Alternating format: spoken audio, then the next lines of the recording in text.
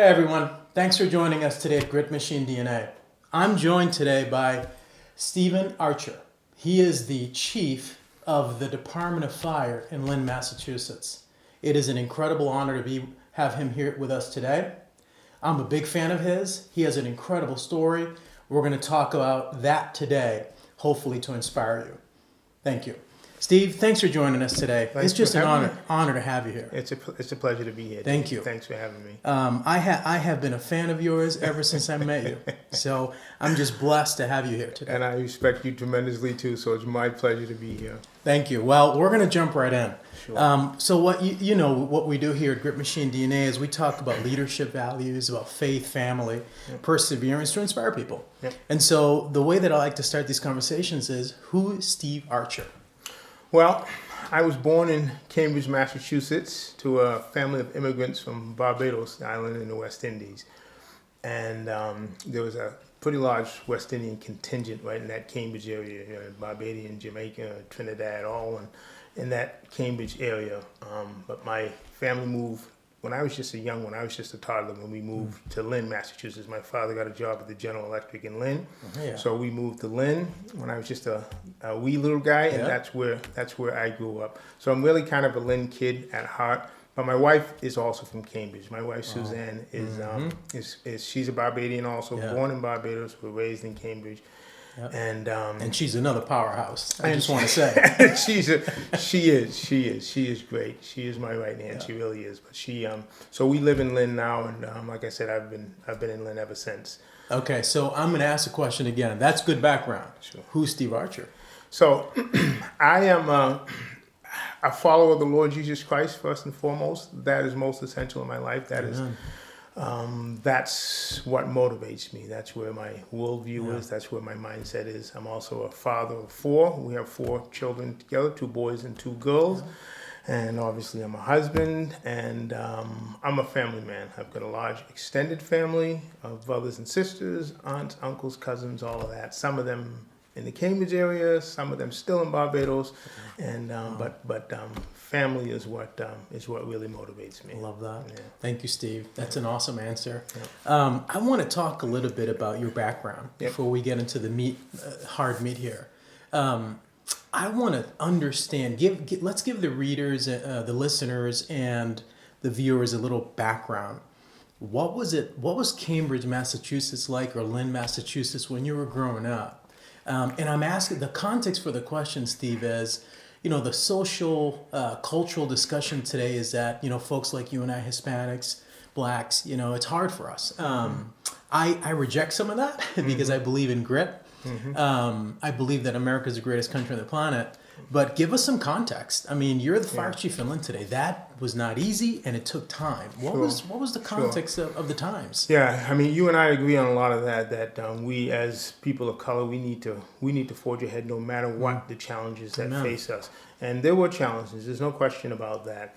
And as much as I say and tell people when they ask that Lynn was a great place to grow up, I had a really, really great experience growing up in Lynn. It didn't come without its challenges. When we moved to Lynn, there were not a lot of black people in Lynn.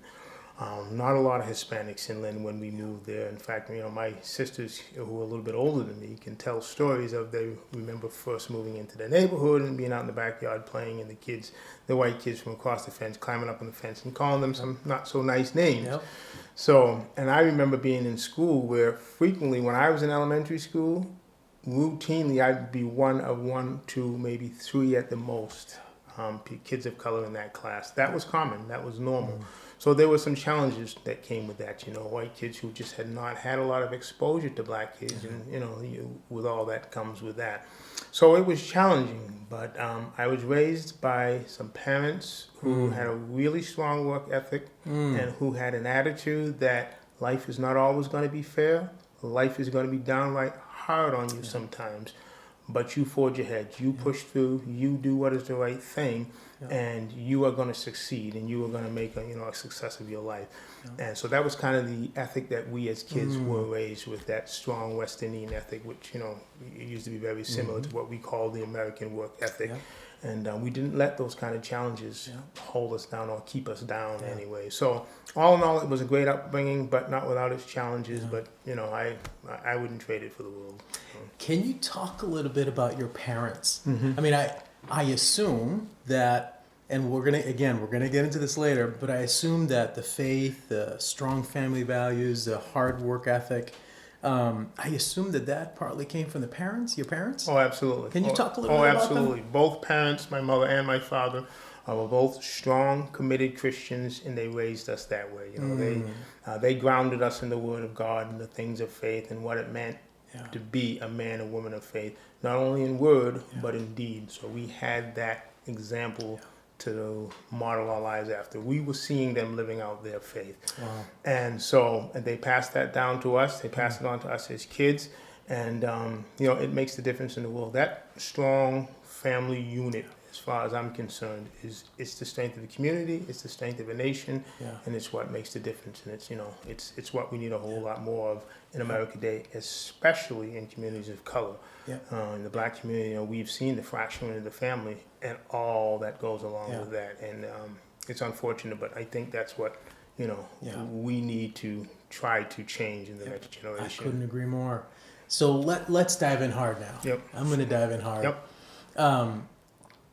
You're an incredible role model.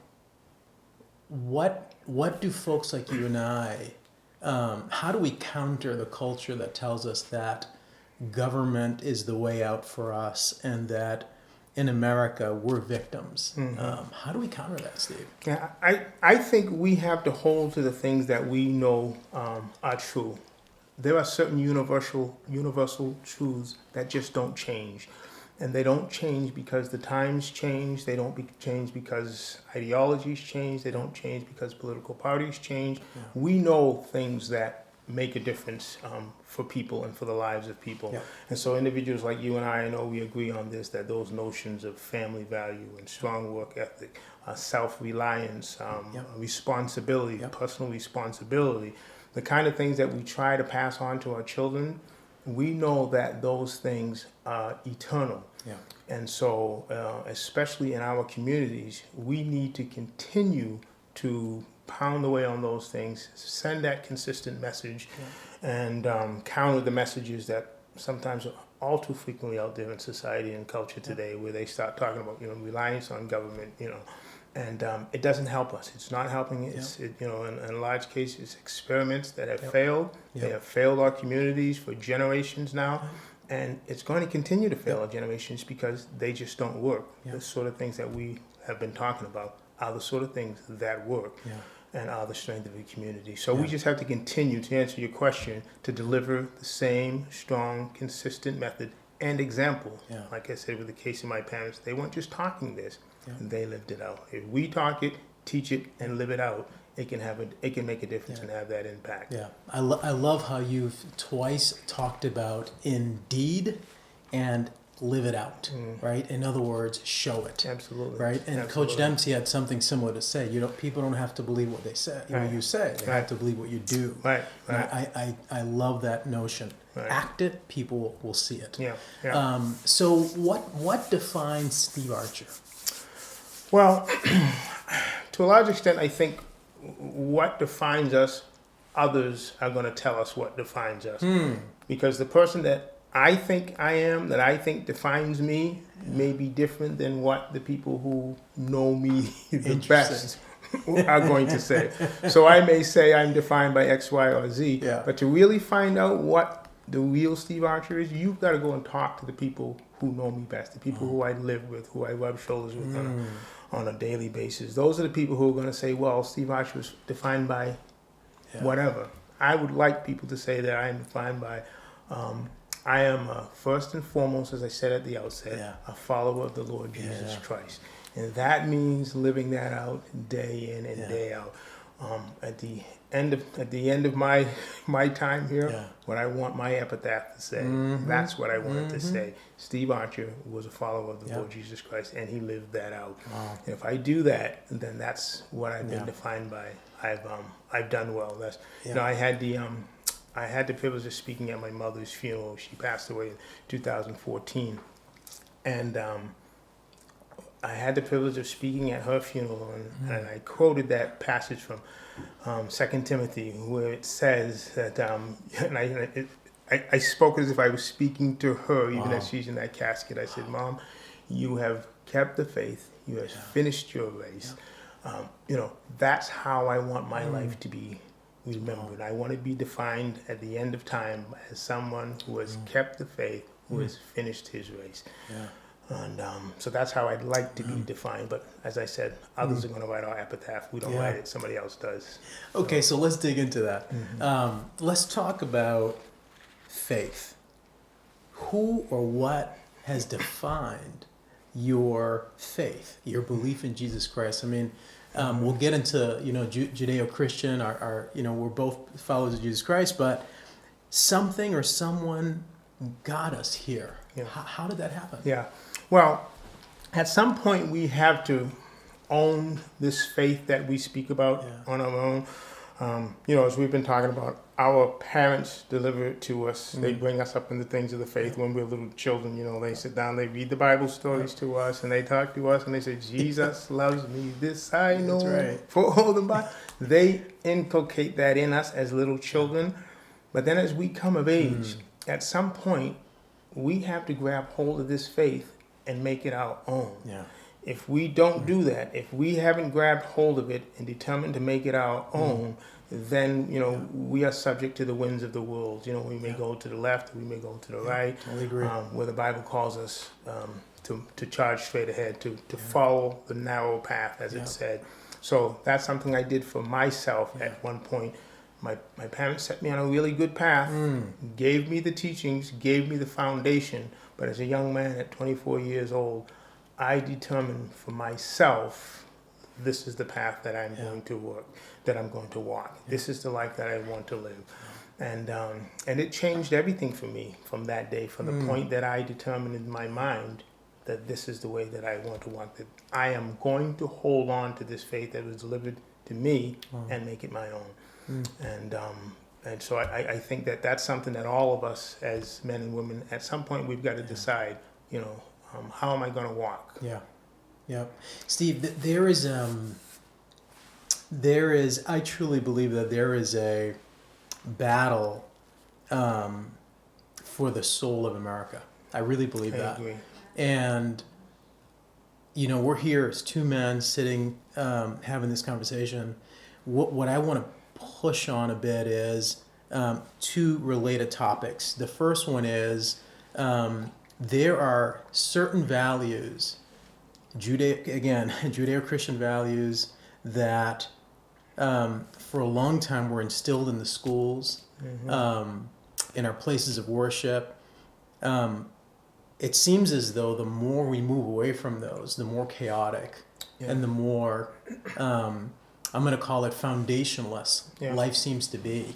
Could you talk about that? Yeah, no, you're absolutely right. I believe that too. I believe that as well. Is that it's almost like at a point in time in our country, the Western world in general, really, it's like we lost our moorings. We traded in what was known, what worked, what was passed down to us, and we traded that in. And to an extent, we are experimenting with something else. We're experimenting with another lifestyle. We're experimenting with another worldview, is the term you will hear a lot. We are now experimenting to a large extent with a different worldview, which is really nothing new, because the Bible tells us there's nothing new under the sun. Right. So if you read back in Scripture, you go back to what the Athens at the Christians at the Areopagus, however you pronounce that word, where they would argue different worldviews. And it goes all the way back to the Old Testament when the ancient Israelites were living amongst people with a different worldview. That's right. And you're constantly battling against them. What we are seeing now is that pushing into our world, pushing into our very churches in some extent, David. And that's what we're dealing with. So we as Christians are now challenged to hold on Yep. to the faith once delivered for all to the saints, as the Bible tells us, against the onslaught of a different worldview, which is trying to tell us, oh, there's another way. You know, that Judeo-Christian value that you've been taught and what you've been handed down, oh, that was for yesterday. That's right. That's a different thing. Now we've got a new and a better way. Yeah. And it's always a new experiment. You know, there's always a new shiny something on the ground for us to grab hold of and see, oh, what is this nice, you know? Yeah.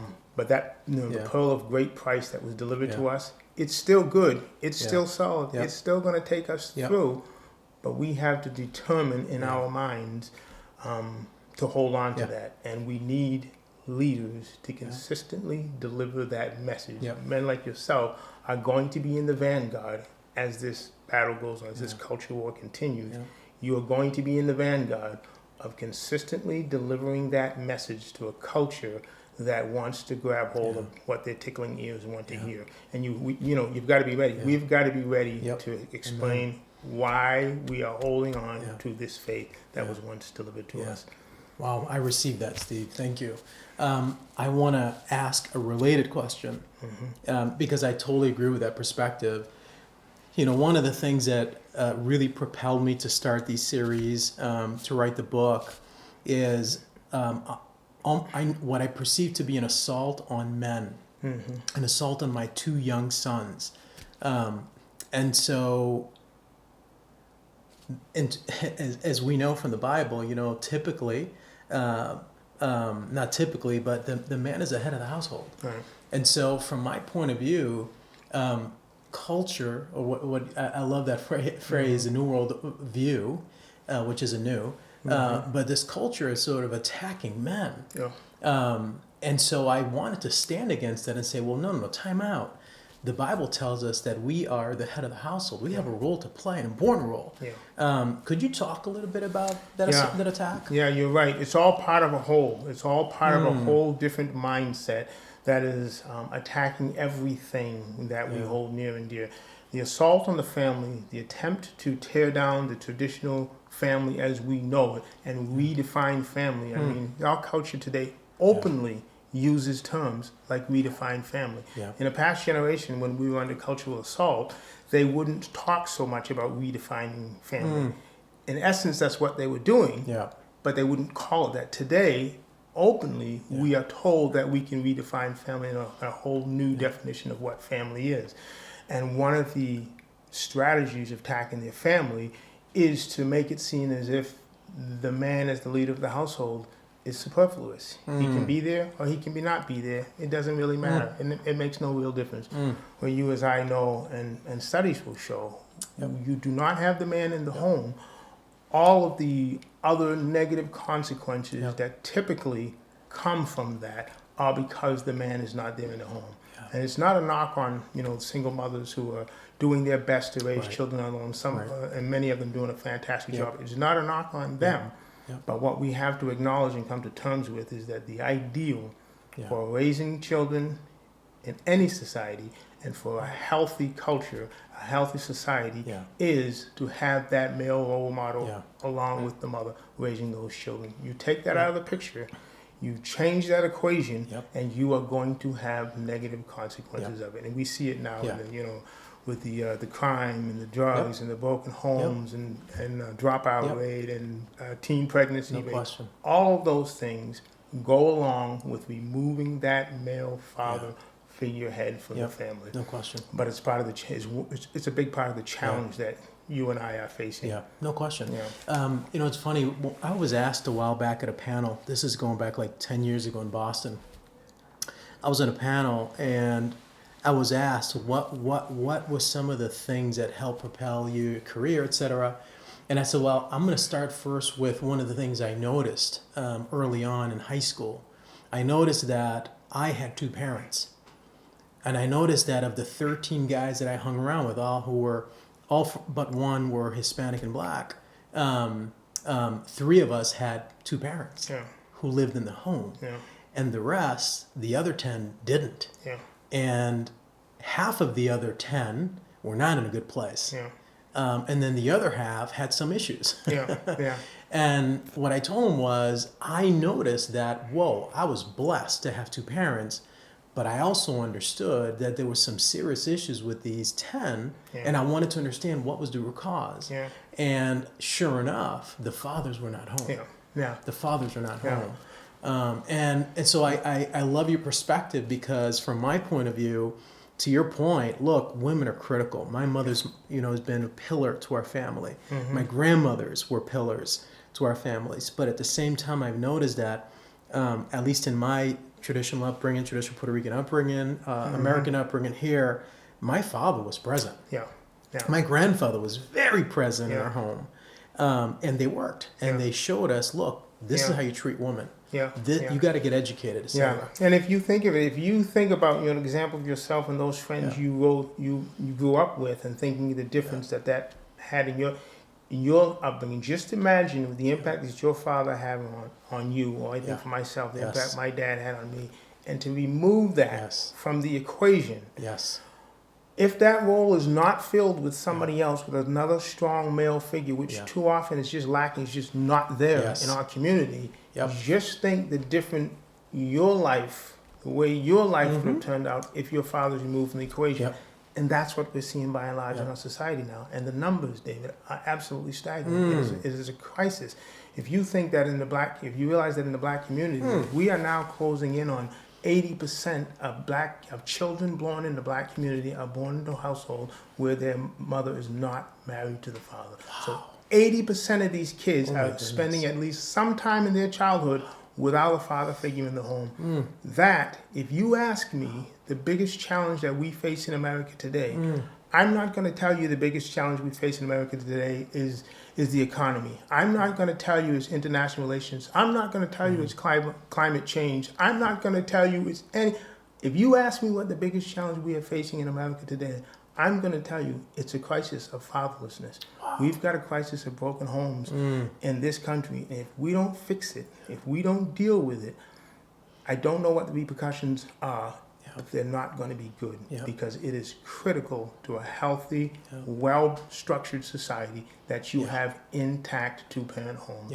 You remove that, you've got major problems. Totally agree. And I think that's what we're seeing in so much of this, especially in the black community. Well, let me add to that. I'm seeing the same in Hispanic families. The numbers are just the numbers are growing of absent fathers, and it's concerning.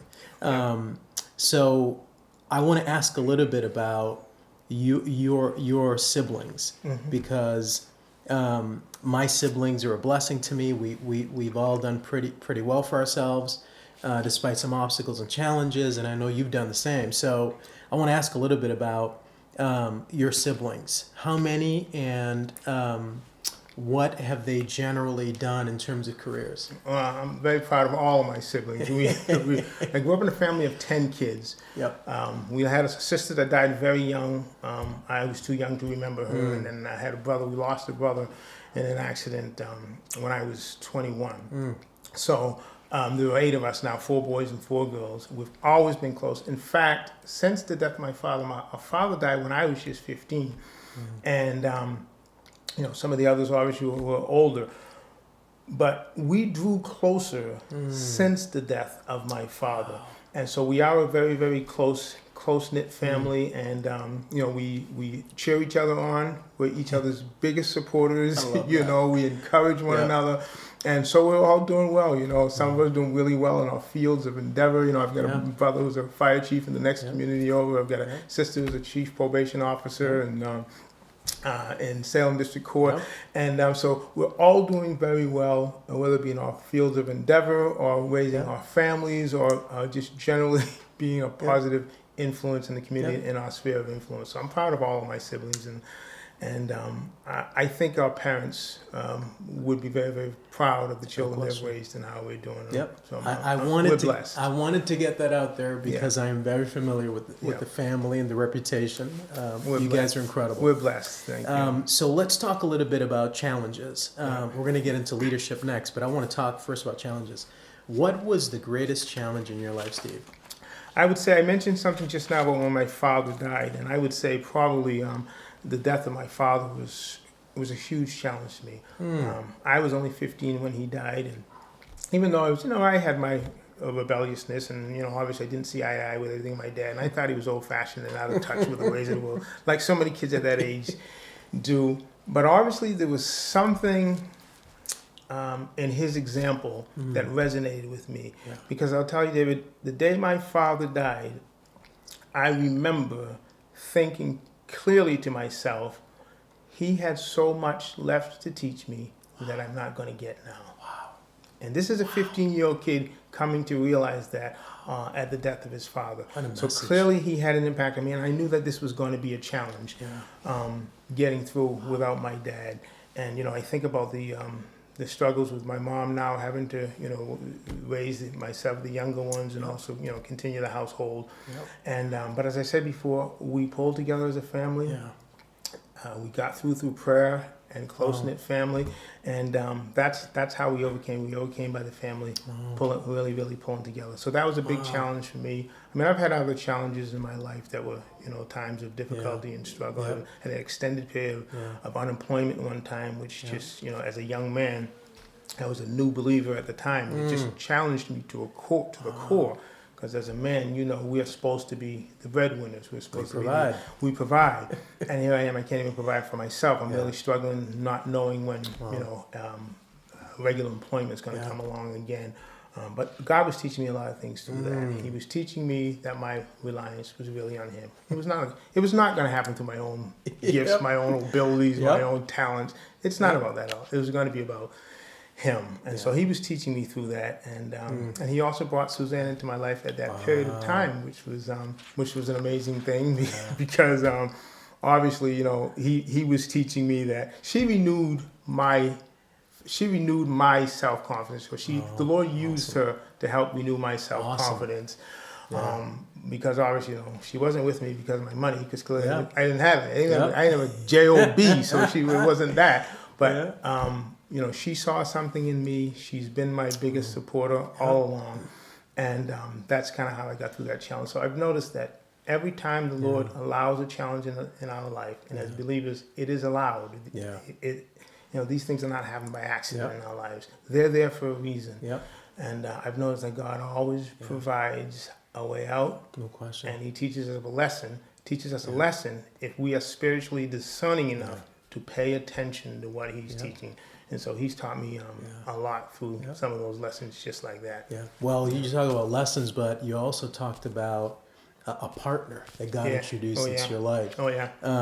Look, Samantha is my backbone. I mean, that woman's been with me since the beginning, since we had nothing. Your wife is great. She's great. She's incredible. So let's talk a little bit about the importance of having an incredibly faithful and God-fearing wife. Yeah, it's huge. You can really see it.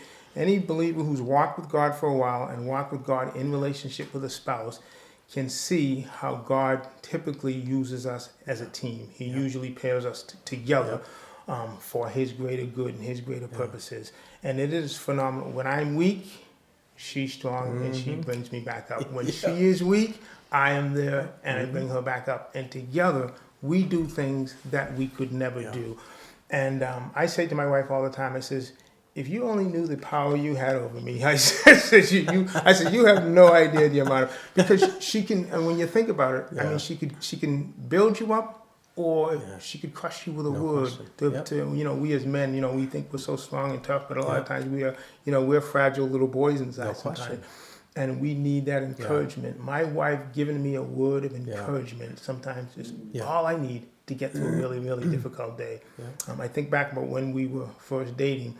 And I remember she said to me one time, she grew up without her father there in the home. And her mother did a great job raising, the best that she could, raising her, my wife and her two sisters. And so, not having a father there brings some challenges with her perception of men and what men bring to the equation. And I remember she said to me at one point, she said, you have renewed my faith in men. Wow. And I remember that absolutely hit me like a ton of bricks, like, wow, I can have that kind of effect, that here I am just, flesh and bones, think I'm struggling, not even knowing where my next job is coming from. And this woman who I think the world of tells me I am restoring her faith in men. it was huge. And it kind of goes along with how, we've heard as fathers, as men, sometimes we will hear about raising our own children. Someone will tell us that from the time your children are young, very often their impression, their image they have of God is what they see in the father. And I remember hearing that as a young father. And you want to talk about something that challenged you. If there's something that, keeps me on my knees and trying to do that, that's a tremendous responsibility to somehow in a young child's mind represent the image of God. We know we're not God. We know we're not perfect. We're going to make lots and lots of mistakes. But at some level, our children's image of God is formed by what they see in a father, in you and me. And that was a tremendous challenge. But what's interesting about your comments, Steve, is, Samantha has been the backbone of our family, like our entire family, not just my kids, it's our entire family. She has helped to bring us together in an incredible way through Christ. The second thing is, I made a lot of mistakes. I talk about this in my book. I was all focused on getting out of poverty. And my career came first before everything. I was never home. I made a ton of mistakes. That woman carried the family. That woman brought us back together. That woman forgave me for a lot of stupid things I did. And so to your point, God paired me with the right woman, right? The second part is to your point, challenges. I have 2 sons. And so I'll never be godly. I try my best every day. I'm imperfect. But what I try to do is exactly what you said, something that my grandfather and my father always used to tell me. My dad still does. He's still with me. Thank God. You need to be an example for those 2 young men. You need to show them how to treat a woman. You need to show them what hard work looks like. You need to show them what being a husband looks like, a friend to your wife, and a friend to them. And so I appreciate that because to me, that's one of my greatest challenges. How do I instill faith, family, perseverance, grit, and these wonderful values into my children? It's a tremendous responsibility. And my point about mentioning that is that Suzanne, my wife, saying to me at some point, you have restored my faith in men. It's kind of like when my wife tells me, you're doing good, you're doing a good job in whatever area it is, that lifts my spirits. That, when she tells me that, Dave, I'm ready to go out the door and take on the world. I'm ready.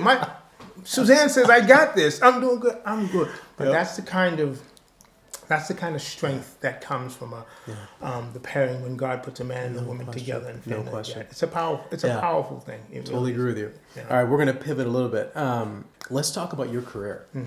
So here we are in Lynn, Massachusetts, where both you and I grew up. We have the head or the chief of the firefighters. How did that happen? How was the career trajectory? Well, it's kind of funny. I more or less stumbled into this. I'm not one of those kids who grew up saying, I always wanted to be a firefighter. From the time I was a little kid watching the fire trucks. That wasn't me. I know people like that, they've always wanted to be a firefighter, and God bless them for that. But for me, I more or less stumbled into it. God didn't stumble into it. He knew what he was doing all he had along. A plan, right? He had to stumble me into it, I guess is how I should put it.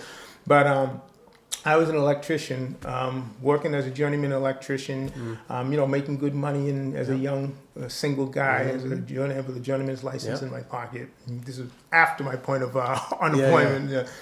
And my younger brother had gotten on the fire department in the next town over. So he got on prior to me. And he quickly came to realize what a great, rewarding job the fire service is. He just loved it. He loved everything about it. He loved the camaraderie. He loved serving his community. And obviously the jobs have great pay and benefits. So he just knew it was a great job.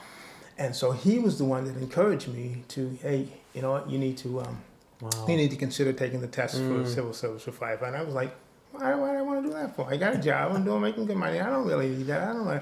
He got to the point where David, he actually brought the application and handed it. Just fill this out. Just fill this out. Good for him. And so I did, and took the test. And at the point I took the test, if the fire department had come calling at that point, I probably would have turned it down. I wasn't interested in leaving what I was doing then. But as time went on, and from the point of between the time of taking that test and when the city of Lynn was getting ready to hire firefighters, I had spent some time out of work, the unemployment time that I'm telling you about. Yeah. And so at that point, I realized that, you know what, this might be a good thing for me. And God was actually moving me in another direction. God was letting me know that He had some other plans for me. And so I accepted the job, and I could see God's hand in the whole way around. And the rest, as I say, is history. So you had to take an exam. You had to score well. Yep. You scored well. Yep. You had to be selected. You got selected.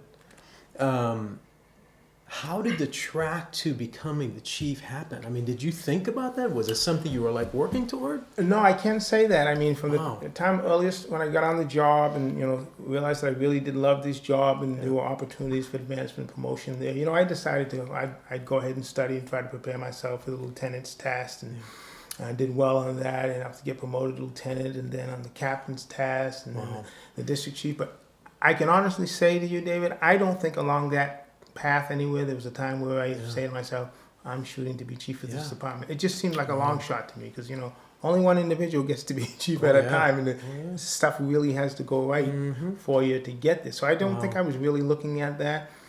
There were some other individuals, other guys who were mentoring me, who I think saw it before. I tell this to one of our guys on the job, Buzzy Barton, who was an older black firefighter, who was a mentor I respect tremendously. I think Buzzy saw me as chief before I saw me as chief. That's awesome. That's how. So he was really encouraging me, and obviously Suzanne was there, my wife was there, because studying you're committing yourself to months and months of hitting those books, and your family time is going to suffer a little bit.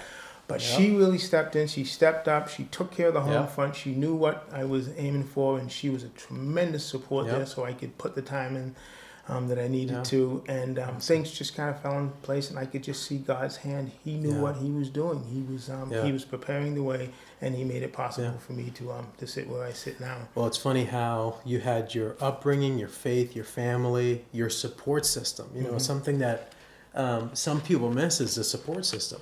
When you have a support system around you of people that encourage you, that empower you mentally, spiritually to do better, you do better. And then you said this earlier in the conversation, Steve, you have to want better for yourself. You have to see something.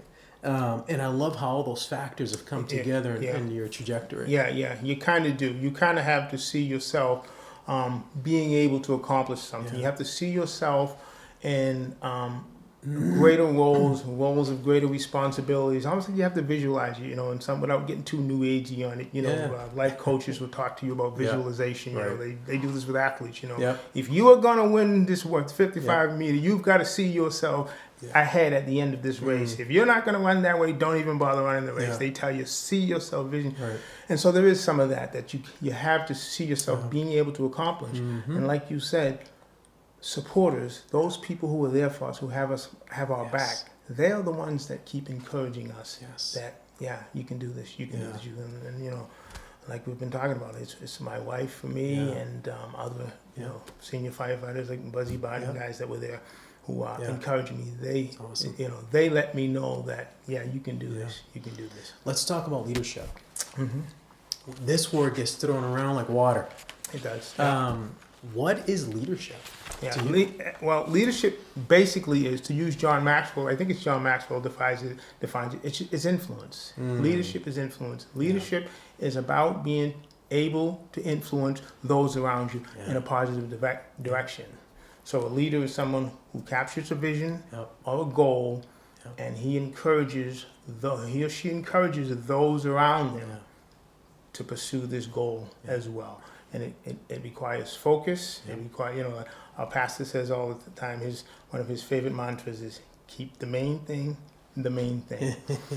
And because it's so easy to get distracted on so many different things. So me as a leader, I may have a vision.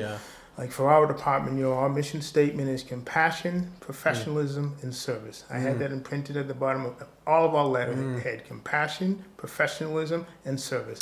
That's what we're focused around. So everything we do needs to circle around that main mission. And so whatever it is that we're undertaking, that has to be at the forefront. And so a leader's job is to make sure that vision is disseminated to everyone in the organization, whether you're the head of a fire department or the head of a church or the head of a nation, you need to get this disseminated out to all your people, get them on task, and keep everybody focused in that, so that all decisions that you make are focused on that priority. That's what leadership is. It's just influencing people, because you've got to bring people along. If you're not bringing people along, if you're a leader that's not doesn't have people following you, you're just out taking a walk. Yeah. You're not doing anything. You know, it's funny. I totally agree, right? Influence, the ability to inspire people. The other part that I find really interesting, and you know, one of the folks that I just think is the greatest leader in the history of our universe, Jesus Christ. So there was the influence, but the service. Yeah. He was a servant. Yeah. And so anyway, look, you're the firefighters, police officers, et cetera, right? Servicemen and women, incredible service. But when we think about leadership, part of what I like to sort of nudge people on is, look, leaders have to serve. Oh, absolutely. You have to teach people how to serve. Could you touch on that a little bit? Yeah, absolutely. The best leaders are individuals who have a servant's heart. Because if you don't have a servant's heart, you're going to struggle to inspire people, because people know, oh yeah, he's the boss, but he's got no interest in doing what we're doing. He's not going to want to be down here in the trenches with us doing it. He never was down here in the trenches. His heart's not here in the trenches. But if your heart is to serve others, and then you can inspire others of like mind to come along and do that, now you're an effective leader. But you've got to have a servant. The best leaders always have a servant's heart like that, and that's what inspires people. Because I mean, people want to be inspired. The masses of people really want to be inspired. They want someone who is going to excite them, give them a vision, and encourage them in how to move towards that vision. That's what we're all looking for. We all want a purpose in life. That's what others want. They want a purpose. You know, they want to show up at work and they say, all right, why are we here? What are we doing? I don't want to be just here for a paycheck. We know there's people who are just there for paychecks, but that's not what's going to encourage them and have an effective organization. A good organization is when people show up for work, they know why they're there. No question. But they know what they're doing. Yeah. Steve, what is, so around the theme of service and your career, et cetera, what has been the hardest, most difficult issue you've had to deal with on your professional side and career? Regularly, I'd say it is managing people. I know that sounds kind of funny because that's what it's all about, but really it is. You know, I run into this all the time. People will say to me, wow, you're a fire chief. Boy, that's got to be really stressful, you know, handling those difficult incidents, you know, when you're worried about, oh my goodness, are we going to be able to get this incident under control? That's got to be really challenging. And I say to them, that's not the hard part. That's not the hard part at all. The hard part happens back at the fire station when I'm dealing with disciplinary problems, or I'm dealing with administration challenge, or I'm dealing with, you know, a city hall or city council that doesn't want to give you what you need to, doesn't want to give you the groceries to make the meal. That's right. You know, whatever. That's where the real challenge is. So managing people, by and large, is, you know, far and away actually, is the toughest part of you know, of the job, is learning how to manage people, how to keep them on task, how to keep them encouraged, and obviously how to deal with the, you know, there's always a small percentage who they're just trouble. They're just not, they don't want to play along with the system. They're not team players. It's that way in any organization. So how to handle them and not have individuals like that infect the rest of the organization. And that can happen, but that's the challenge for, you know, whether you be a pastor or a CEO or a police chief or a fire chief. It's all the same. But I have to ask you two related pieces though, because I mean, we could be here for days talking about this. On the first part, how did your upbringing prepare you for those challenges? I mean, you've had incredible pieces come together: your faith, your family, the grit, the tenacity, the hard work, being an electrician, et cetera, right? Having clients. How did all that prepare you for this? Because managing people is not easy. It all comes together. It is so funny how I can see the Lord orchestrating my life. I can see his hand behind the scenes all the time. You know, like his song says, he's the wind beneath my wings. He was there all the time, working all these things together so that I'd be prepared when I come in to this role. You know, if I knew the challenges, David, that were in the role, and it's like this, I think, in a lot of times when we step into difficult, we probably would say, I don't want any part of that. But the truth of the matter is that God has been preparing me with the different things that I've gone through in my life. He's teaching me empathy when I needed to have empathy. You know, He's teaching me discipline when I needed to have discipline for myself, or when I needed to have the strength to discipline others. Yeah. So all of the things, even the jobs I've filled outside the fire department, the jobs I've filled inside the fire department, have all prepared me, have played a part in preparing me in getting ready for some of the challenges of the job, so that, you know, whatever I need to do, usually I found there's something that I can fall back on. Okay, I remember this. You know, if I got to stand up in front of the media and you know, talk about something like that, that's a difficult thing. You know, you know, public speaking is one of the most difficult things for a lot of people to do.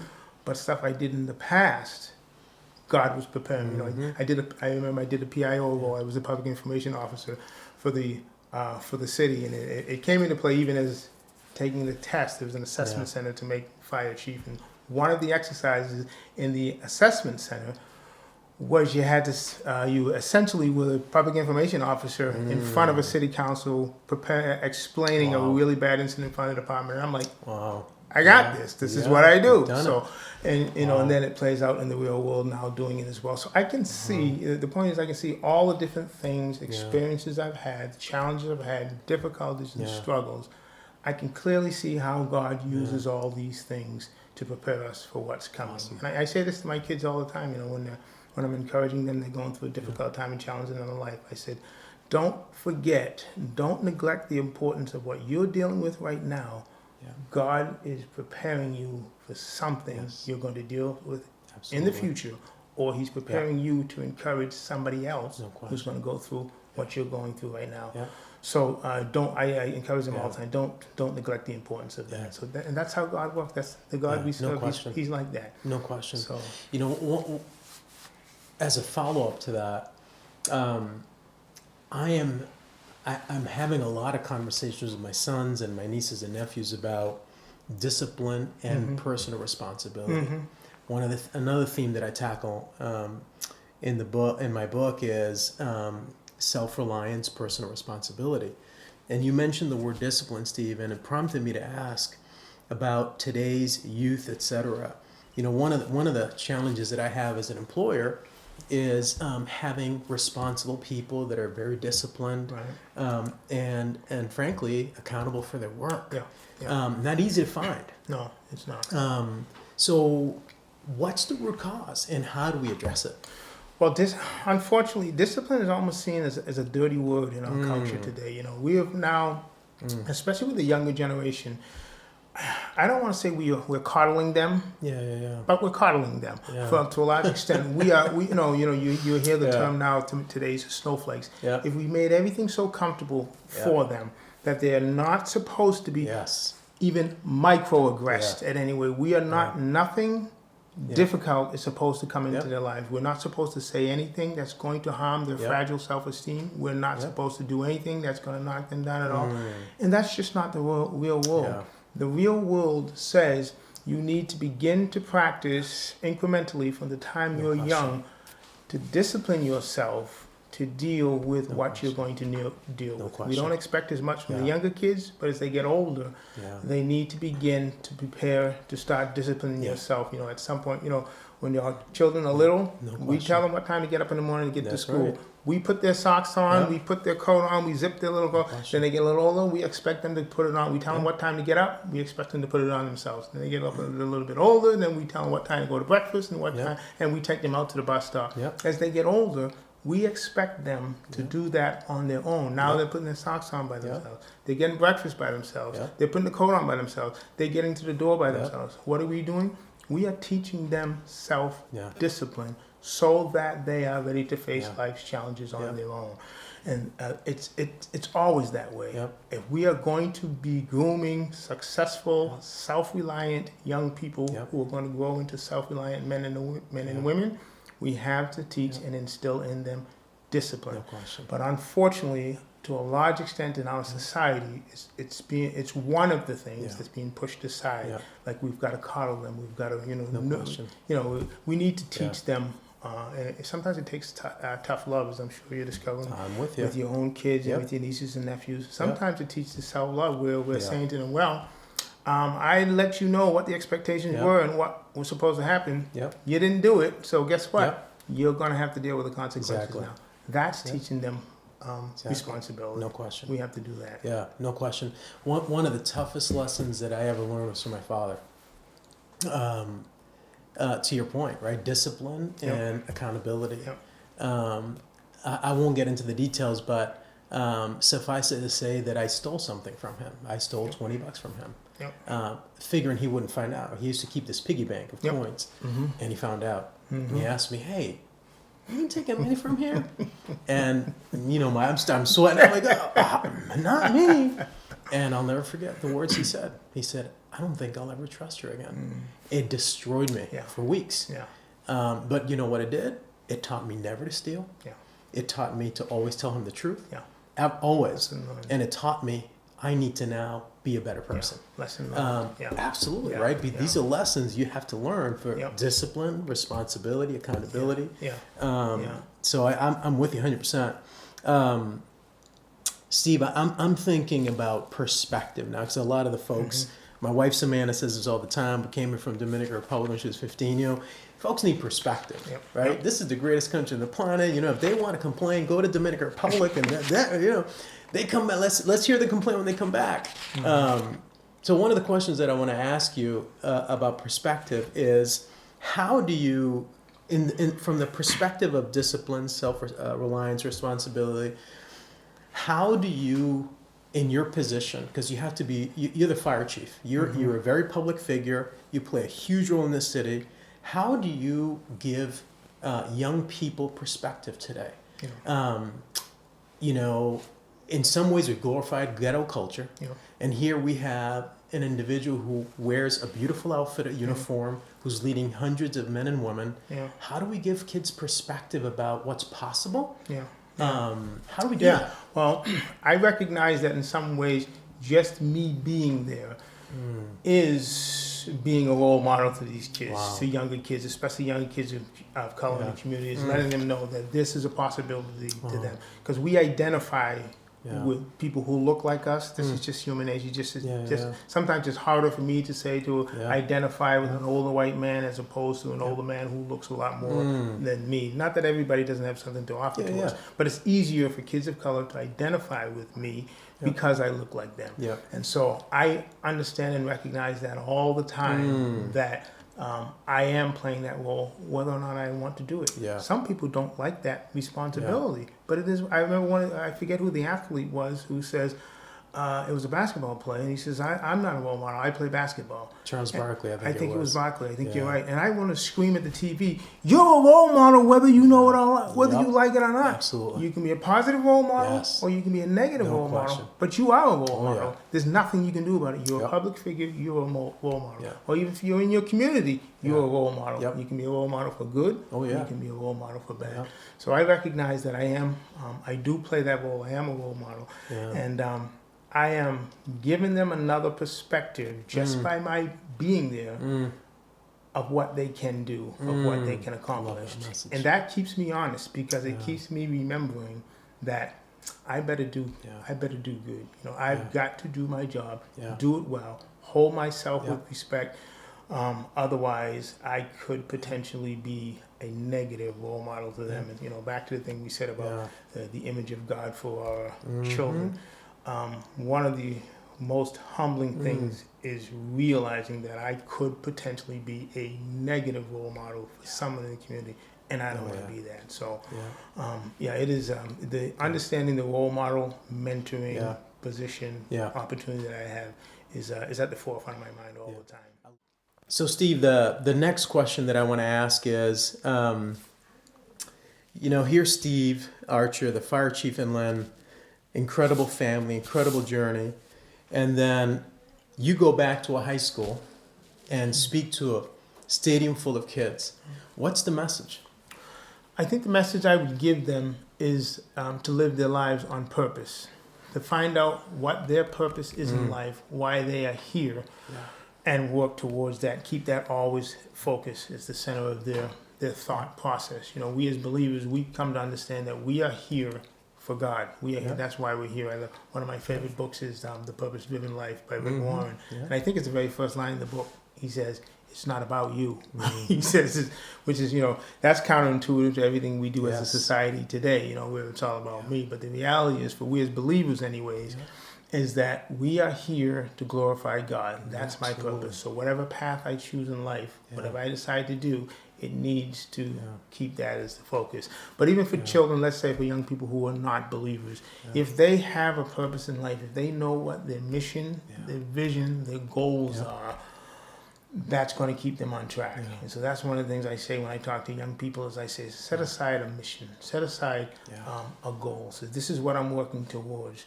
And one of the ways it keeps them on track is that anything that's going to get in the way of getting towards that goal, it has to go. You realize when you're focused, you realize I've got to cut this out of my life. It's a negative. It's going to prevent me from getting to my goal. So, if this individual has a goal for X, Y, or Z, and all of a sudden this relationship they're in, they see it's probably not really a positive relationship. This person's not with me. This person, hard choice. That's got to go. If there's a distraction in life, if there's a expenditure of your resources that's preventing you from getting where you need to go, guess what? It's got to go. So that kind of vision, that kind of living life on purpose helps to keep us focused and keep us centered. And I tell them not to be too hard on themselves. Sometimes your goals will change from time to time in your life. You may have you may have set out, this is what I want to do in my life, and realize either the Lord is talking to you or your gifts are telling you that, all right, you need to alter that. It's not unusual, as we know. Kids change their majors in college, just talking about their occupation. They change their majors in college a number of times. That's not unusual. But whatever it is, always have in focus, in mind, a mission, a goal. And when you do that, it will help keep you on track. It will help to prevent distractions from getting in your life that are going to knock you off track. So that's one of the things I encourage when I talk to young people. Love that. It reminds me a lot of retired Special Forces Sergeant Major Kyle Lamb. He wrote a book on leadership. And one of the things he talks about right off the bat is at work, most people don't understand the mission. And in their personal lives, people don't often understand the mission. Or don't have one. Or don't have one. So I love your point. I mean, that's spot on. So Steve, look, as we start wrapping up, I want to actually end with that question for you. So what is Steve Archer's purpose? I was put here. I was put on this planet to glorify God through my life. That's my reason to be here. In fact, David, I would say to you, my life didn't really make that much sense to me until I understood that and grasped that concept. And this is one of the reasons why I think the whole, evolution thing is so damaging to kids' psyches, because if they believe they're just here by random accident, random chance, what difference does it really make if you think? But if, on the other hand, you grasp and understand and relate to the fact that God has me right where He has me this moment, this day, throughout my life for a specific reason and purpose, then I'm living my life with purpose. And I'm here, God put me here to somehow glorify Him through my life, so that when others look at me, they will give glory not to me, not to Steve Archer, but they'll give glory to God for what He's doing in and through me. That's my purpose. That's why I'm here. I love it. I have to ask you before we break, what is your favorite or most quoted biblical passage? I love the one in Philippians 3 where Paul talks about pressing on. He talks about pressing on. I love that. And it resonates. It resonates through my head all the time. And at times when life gets really, really difficult, and I'm challenged, and sometimes you want to say you want to give up or you want to alter course, or when you change course, I go back again to Philippians where Paul talks about, for this one thing I do, I press on. And when I do that, when I focus on that, I know God's going to take me through, no matter what it is. I'm going to press on. I press on toward the upward call of God. Exactly. Yeah, at a time when the man was in jail. Exactly. For preaching the word. Exactly. I love that, man. Mine is Galatians 5:22-23, the fruit of the Spirit. Beautiful. Beautiful. Yeah, Steve, thank you for joining us today. Thanks for having me. For those of you listening or watching, thank you for joining us. Steve Archer is just somebody who I've admired for a long time, and it's an honor to have you. So thank you, Steve. Blessed to have you. Any parting words before we break? I want to thank you, Dave. Thanks for all you do and what you're working towards, and I'm excited to see what's going on, what God's going to do through your work. And thanks for having me. Amen. I appreciate it tremendously. Thank you, Steve. Yeah. Talk to you soon. Blessings to you.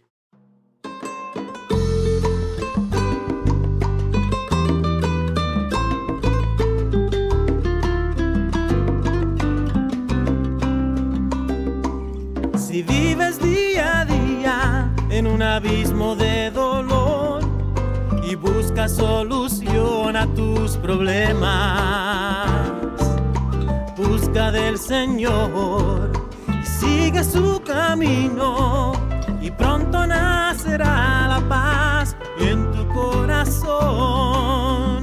Y con la paz del Señor yo he vencido mi temor y yo vivo victorioso por su amor. Y con la paz del Señor yo he vencido mi temor y yo vivo victorioso por su amor. Si vives día a día en un abismo de dolor y buscas solución a tus problemas, busca del Señor y sigue su camino.